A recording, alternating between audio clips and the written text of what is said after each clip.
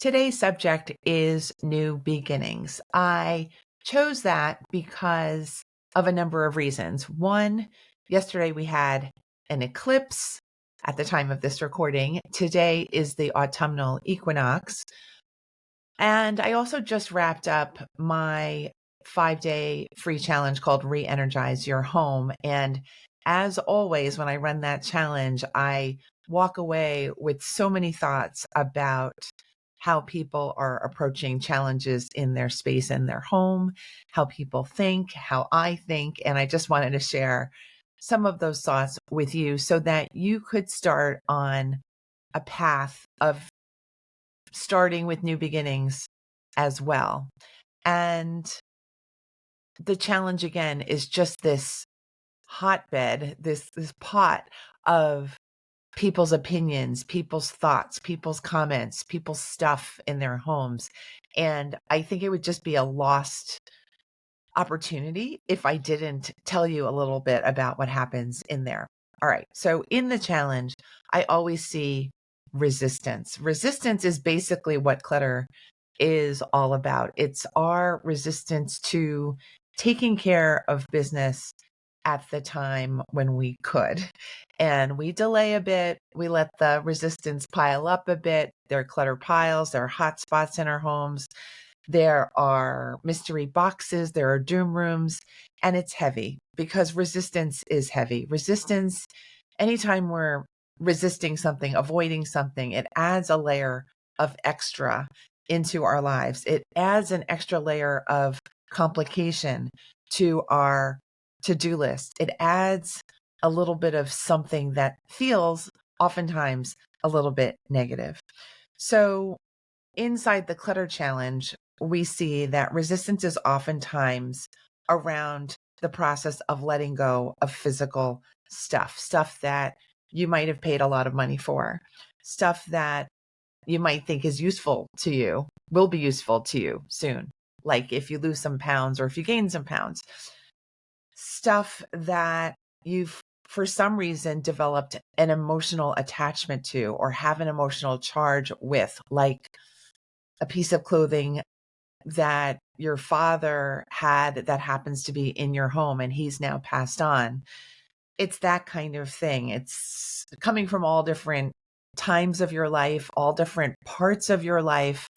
And it's all this kind of stuff. It's all a lot.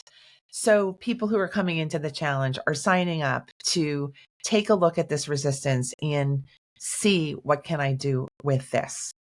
And that takes courage. I really have to thank and applaud everyone who even signed up for the challenge, because it means that you are interested in something new. You know that there's something that could be different about your situation and how you're dealing with the stuff now. So I just wanted to fit that in there because I think that's important. We have to know our why whenever we are thinking of changing our behavior. Why do we want things to be different? Why do we want to feel differently? Why do we think it's possible to move things around and have a different outcome? And I will answer that succinctly. We think this because it is always possible to create a new beginning. It is always possible to change up your energy. It is always possible to let go of your clutter. That is for sure. This round of the challenge, I noted something a little bit different than in the past challenges that I've run. This challenge was a little bit larger. There were many more registrants.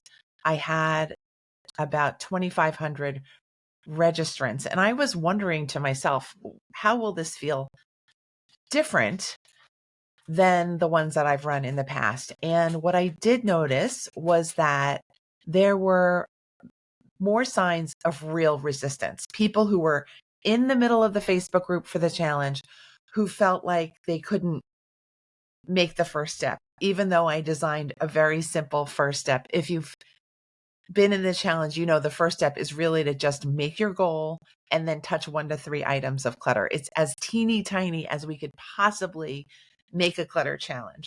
And yet I found there were several handfuls, I would say, of people who felt like they were so overwhelmed, so inundated with clutter that they couldn't make the first step. And I loved that. I loved the honesty. I loved the diversity of members, the fact that not everyone was raring to go with their clutter. And I think that's important to note too, because we're all are so different that we can't judge someone who's stuck. We can't judge someone who's desperate to make progress. We're all so different, and there are all so many wonderful reasons why we are stuck and why we might be raring to go. So that may be just a little tip snuck in there by me, that you need to just let go of anything that smacks of judgment about what you're doing, what the other person is doing, what the clutter looks like or feels like or is like. Just get rid of the judgment layer, because when you do, you kind of clear the space for movement. It's kind of like when somebody comes over to your house and you just really want to spruce it up just a little bit. That's kind of what it feels like. When we remove judgment, we feel like we can actually look at the situation like calm adult human beings. And that is really helpful. So when I saw these people who needed more support, who needed active coaching, I felt really grateful. I think this is what I was born for. This is what I love to do. I love helping people to move away from resistance, to see that the resistance is temporary, to see that it's not as dire a situation as our thoughts might have us believe. And I thought I would share some of what I shared with that group of people and the challenge group as a whole. I have 3 thoughts today about how to create new beginnings, even when you feel overwhelmed, inundated, and totally stuck. So the first thought that I have here to be helpful, or I hope it's helpful, is that you want to ask your higher self, your true self, perhaps, what you really want. When we are stuck feeling like we can't even do the first basic step of any process that seems simple intellectually, but feels impossible, here's what to do. You want to identify what are the 2 different parts of you that are in conflict. One part of you really wants you to stay the same, really wants you to feel safe, really wants you to not get yourself into a situation where you feel more drained than you already do. That part of you we're going to call the safety guardian. I just made that up, but it fits. So imagine that in your left hand. This is the safety guardian. But another part of you feels very differently. That right hand holds the part of you that desires freedom, that desires a clear space, that desires something new, that desires a new sense of energy in the room and in your heart. So that part is going to be freedom in the future. So we've got, on the left hand, we've got safety guardian, and on the right hand side, you have freedom in the future. And right now they sound really different, and they're kind of in a battle because they're so different. It sets you up for feeling like you're in the middle. You're torn. You have both of these sides. They're both kind of indicating that they want attention. So what do? Your role is to listen carefully to both sides, to be kind to both sides, to recognize that you're in conflict, but then in the end to decide, what is the direction that my true highest self wants to travel? Do you want to travel towards safety and staying the same and having this stuck energy?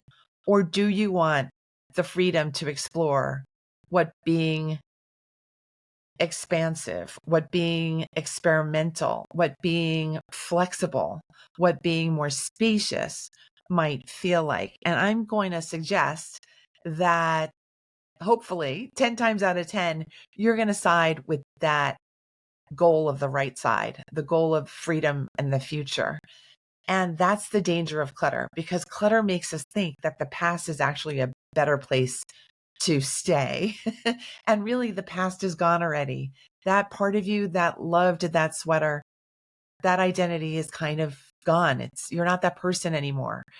And who you are is the person who is ready for change, who is curious about change.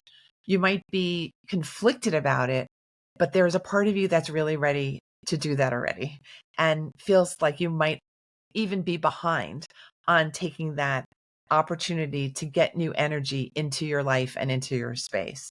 So look at the left-hand side, look at the right-hand side, examine your needs for comfort and safety, and then examine your desire for freedom and your bright future, and then link those hands together, and then decide both these sides of me want the best for me. So I am going to proceed with confidence in the direction that I desire the most. And again, I'm thinking 10 times out of 10, you're going to then touch the clutter, touch 1 to 3 items, or do the very first micro step that you need to do for the challenge that you are undertaking if it's not clutter.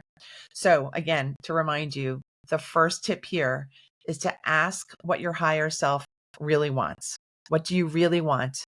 Especially since you actually are safe and comfortable. Let's see, where are you going next? The second tip that I have for you today is to really observe the words that you use. Inside our free challenge Facebook group, there were hundreds of messages from hundreds of participants. And so I could really spot the difference between the people who needed just a comment of, yay, you're doing well, and the people who really needed extra coaching and encouragement from me. And the way I could tell the difference right away was the presence of negative language. Words like, I can't, not, I don't, nothing's going to change, I'm completely overwhelmed. You get the message here. We hear negative language because it seems really loud, I think, sometimes compared to positive language. Like, oh, yes, it's going well, compared to, oh, this is terrible and I'm in a crisis. Our ears are going to perk up when we hear the negative because we're ourselves alert to any signs of danger typically.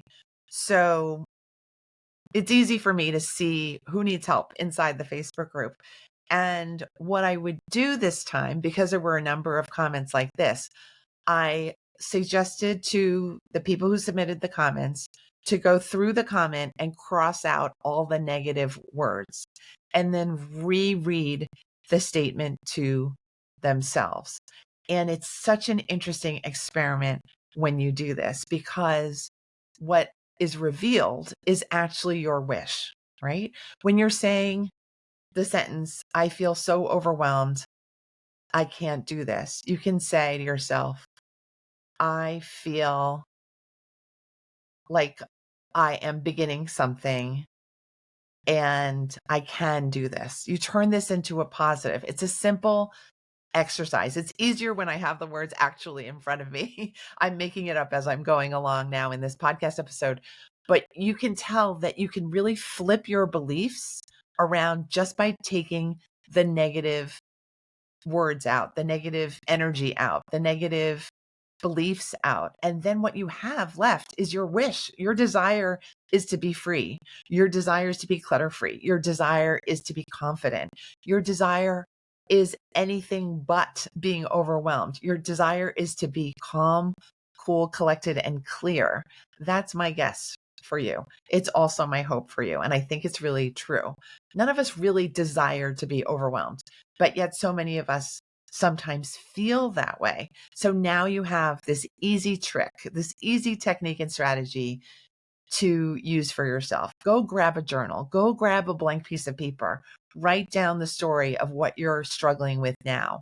Then go through that story again and cross off the negatives and then read it out loud to yourself. See if that motivates you to get that first micro step checked off, ready to go. Our words really carry weight. And so when you see them right in front of you in black and white, you're going to spot the negative beliefs. You're going to spot the resistance that your brain and body are putting up so that you stay safe and you stay alive. But then you're going to remind yourself, I am safe and I am vibrantly alive, and I'm going to go with my positive direction and desire. The third coaching tip that I have for you today is that you need to learn how to value what you've been overlooking. I believe that this one may be the hardest one for me to teach and for you to maybe absorb, because it's kind of like the stuff that we're not looking at in our lives. It is really easy to put all of our attention and all our calculator brain focus onto the pile of expensive clothes that you spent a lot of money on and you used only a little bit and you're wondering if you'll need it in a month. That's really easy to do. We've all done that at some point. We've looked at something that we've purchased and wondered if we will need it in the future. But what we aren't looking at so easily is what would exist in our lives if we got rid of that once expensive, currently not useful pile of clothes in our bedroom closet. What are we not looking at? We're not looking at the space that would be created in the closet. We're not looking at the fact that the money that we spent on those items of clothing is already gone. It was gone before you even brought the clothes into your home. That's how long ago that money was gone. The value of those items of clothing has likely diminished drastically. So let's get real with ourselves and say to ourselves, there's actually very little value to me now in that pile of clothing. I wouldn't call it clutter if it did have use to me, let alone monetary value. I'm not even using this stuff. So instead of projecting our ideas about money and spending money and having stuff, accumulating stuff, I would love to encourage you to think about having a new skill, which is having space, having freedom, having your attention back from that pile of clothes in the corner of your bedroom closet. It's really going to be wonderful to have that brain space back. Think about it. If our brains are $1 trillion machines, what would it be worth to give yourself more space, more RAM space in your brain? What would that feel, look like, and be like if you could be sharper, quicker, more determined because you are not looking at clutter anymore? So I hope that came across relatively clearly, that there are things that we're forgetting to value in life, like time, relationships, our energy, our physical space, our emotional and energetic space. These are things that we can't put a dollar value on because they are so priceless. And that may be the best way to teach that subject anyway, that we don't want to get fooled by our clothes, those old jeans and those old shoes that hurt when you walk in them. Let's not get fooled by those items anymore. Let's just decide we're going to prioritize us and our needs now. And not only are we going to prioritize our needs, we're going to be very guilt-free in this process. No more guilt about the things that you did spend money on. You once loved those items, or you once were very attracted to those items. There is nothing wrong with that at all. Let's just steer clear of the energetic suck that is clutter, that is regret, that is guilt and shame, that is overwhelm, so that we could just lead the lives that we were meant to lead, ones filled with joy, purpose, accomplishment, rest, and open space. I hope you loved this episode, number 250 of mine. It may be just the new beginning that you've been looking for. If you'd like a free worksheet download that accompanies this episode, I encourage you to go to maketimeforsuccesspodcast.com/new beginnings. It's maketimeforsuccesspodcast.com/new beginnings. And you'll get this free worksheet to journal out those ideas, plan your next challenge and micro steps, and your new beginning. Sending you a big hug and knowing that you can do this, whatever you have on your mind and heart. It is all there for you to do, to take, to experience, to be. I'll see you next week.